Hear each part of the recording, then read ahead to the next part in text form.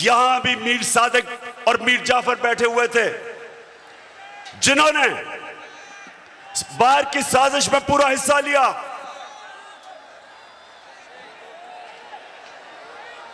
क्या हुआ?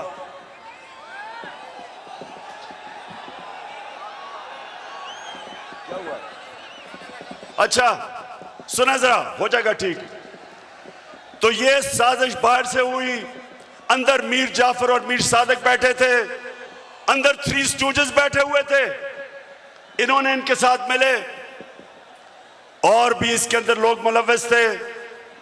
और तारीख इन सारों को किसी को माफ नहीं करेगी जिन्होंने मिलके एक हुकूमत को कब गिराया।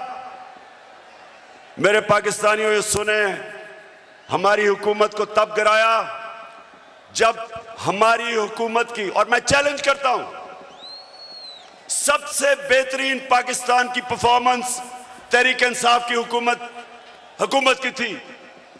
हमारी इकोनॉमी सही तरफ जा रही थी, 5.6% पे हमारी इकोनॉमी बढ़ रही थी। ना नून लीग ने इसका कभी मुकाबला किया, ना पीपल्स पार्टी ने किया। हमारी एक्सपोर्ट्स रिकॉर्ड पे थी, कभी पाकिस्तान की तारीख में $32 अरब की एक्सपोर्ट्स नहीं हुई।